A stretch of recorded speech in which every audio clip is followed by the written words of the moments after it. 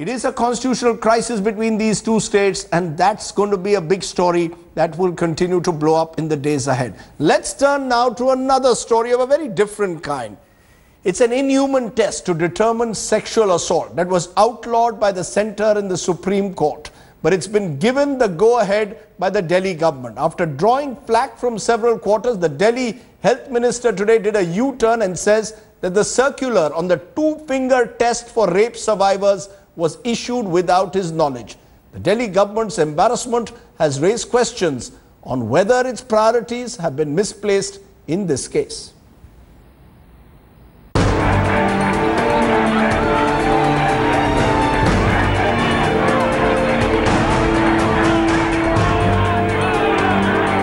In December 2012, the capital became the nerve center of the nation's conscience. Delhi marching on its streets to raise its voice against the atrocities of rape.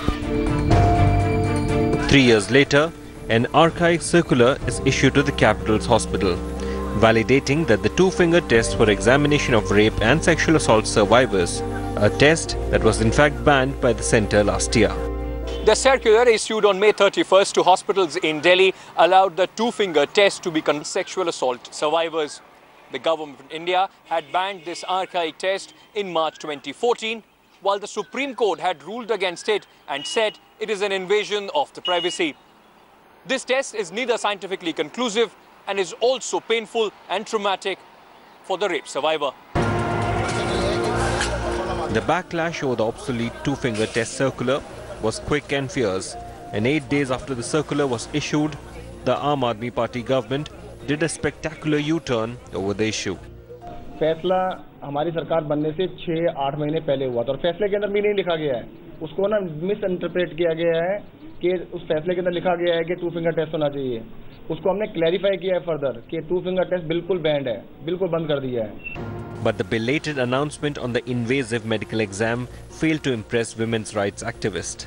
Kejriwal सरकार जिनकी की priority थी, जिनके manifesto में जो था, महिलाएं सबसे पहला मुद्दा थी कि हम उनके लिए सिक्योरिटी प्रदान करेंगे, उनकी रक्षा करेंगे, तो आज वो सारा गायब हो गया. The Delhi government's gaffe gave the opposition fresh political ammunition. या तो आपको पता नहीं था कि आपकी सरकार के अफसर क्या कर रहे हैं, और अगर पता नहीं था तो उससे बड़ा सवाल ये है कि आप सरकार चला रहे हो, आप मंत्री हो, आपकी कैबिनेट है, तो इसका मतलब आपका कोई कंट्रोल नहीं है. ये जो इन्होंने सर्कुलर जारी किया है बिना किसी सूझबूझ के, बहुत दुख की बात है, संवेदनहीन है और बेअक्ली की बात है. While the Aam Aadmi Party government argued that the circular was issued mistakenly, its flip-flop over the regressive two-finger test could prove to be embarrassing for Kejriwal and his party. With Ankit Tyagi in Delhi, Bureau Report, India Today.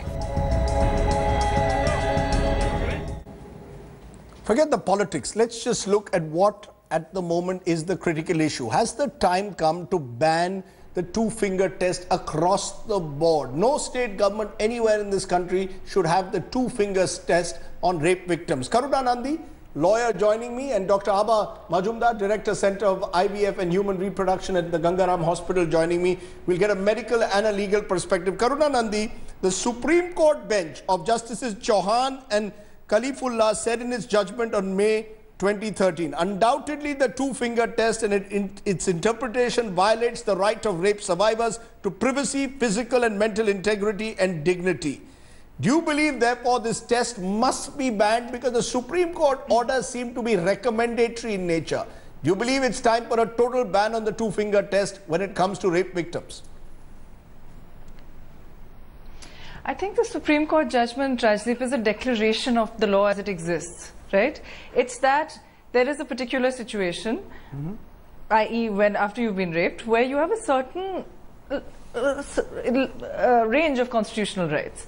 And those constitutional rights include the right not to be violated, your privacy not to be violated, the right not to be treated also differently due to this completely inaccurate test that speaks to whether you have a prior sexual history or not.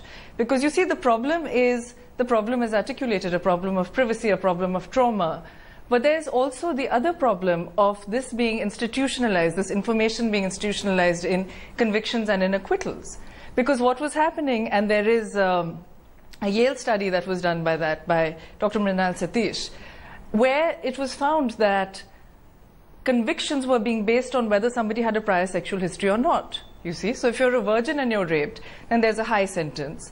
If you are married and you're raped, there's a slightly lower sentence for the rapist. And if you are not married and have, indicated incorrectly to correctly to the forensic doctor that there has been sex before or not, then either there is an acquittal or there is lesser sentence. But you believe that the Supreme Court order is very clear on the point. It is the law of the land that the two-finger test should not be there. You believe that's a clear ban. Your interpretation of that Supreme Court order is that it is not an order which leaves any scope for discretion. Am I correct? Look, I would say this. I would say it is an articulation of rights, constitutional rights, as they currently stand, and I would say that it is various governments, state governments as well as central government's duty to further those rights. Okay, given that, let me look at the medical perspective for a moment, Dr. Majumdar. A vaginal test for rape survivors, do you believe in its very nature is almost, as some would say, a form of rape all over again, if the two-finger test is allowed at the discretion of the authorities? I think you are absolutely right, because I don't think that two-finger test has anything to do with rape. It is a virginity test, and it was done all over the world, for different tribes, just to show that this woman is a virgin. It's got nothing to do with rape. Rape can happen to a 6-month-old child and a 60-year-old woman, and we wouldn't do a rape. What's the option? What's the alternative? What would the police have to do? If the police wants to test the woman, what should they be doing then? All normal physical examination. It's a medical examination of the whole body of the woman, including her genitals, the DNA testing, presence of whatever they may want to find wherever. But a two-finger test will tell us nothing except condemn the woman in a lot of cases, saying that, oh, she's sexually active. How can we condemn anyone for being sexually active and being raped and not giving her the justified answer to that rape? So you believe that this two-finger test, in a sense, was conducted with the sole purpose of establishing some past sexual history of the woman. In some way showing the elasticity of the vagina. Exactly. And it was done, therefore, with this preconceived notion that if you are someone who has a past sexual history, then, as Karuna puts it, the case may well be seen as the woman, it conforms to a stereotype then of a woman has loose character if she has a past sexual history. It publicizes, it takes away her privacy, and it sort of it ostracates her from the whole society that yes, she was having sex earlier, she's not married. So you believe there are enough other ways to determine whether a woman has been raped or not. You do not need to have the two-finger test at all under medical. Final point then, Karuna, given that, do you believe that the time has come for further clarity from the courts of the land? Is there a need for further clarity so we don't have a situation like the Delhi government where a health secretary or a health official believes that there may be exceptional circumstances where the two-finger test is required? Or consent, if the woman consents to it, therefore we will have a two-finger test. Do you believe consent at all works in a case like this? See, Rajdeep, we need to ask the Delhi government what they meant, right? It seems to me entirely unclear what they meant, but also I will make another, I think, very important point, which is that what's happening here is that after the Badama committee said very clearly that two-finger test should not happen, it's happening across the country, should not happen. We found some egregious examples. Now, we have heard of some notification where it's been banned, right? But we don't have any evidence really of any state government sort of making real strides, not one single state government that's made any major strides in terms of supporting women's freedoms, bringing criminal justice where required, and bringing a level of safety in the streets. Right. But why am I saying the streets? The streets, the home. Now, the thing is that, why does this get missed? I think one very useful and important, fundamentally important thing that has happened is that it has become a political issue. There is a competition between political parties about who is doing better.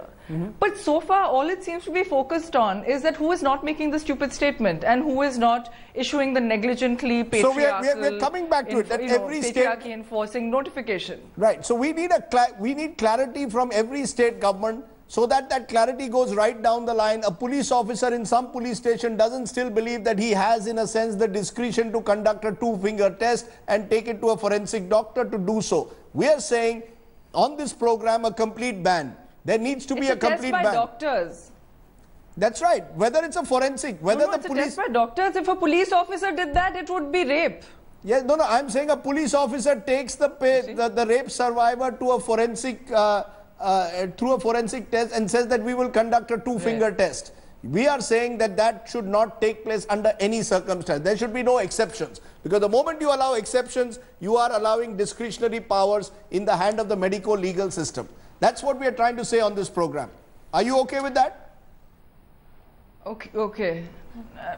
I think that's not what the Aam Aadmi Party is saying. What the Delhi government rather is saying. I'm not going to the Delhi government. Don't want to. I'm not going to the Delhi government. I'm saying in general. The Supreme Court of the country said that.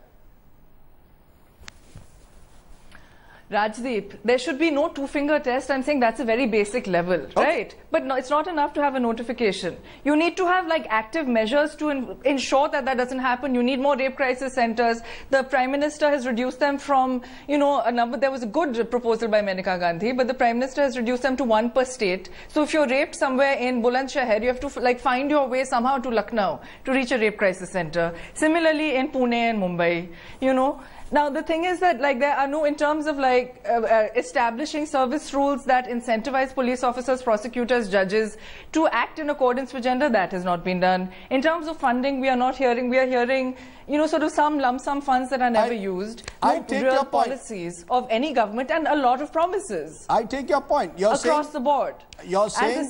I take your point. Representation is extremely low still. Okay, so there are larger issues, including rape crisis centers, that also the government needs to deal with. I think it's a good example that you give. If a woman gets raped in Bulandshahr, if she has to then go to Lucknow to go to a rape crisis center, then there is something which is seriously wrong with our system. The two-finger test, in that sense, is only a part of the larger crisis that perhaps we continue to be confronted with.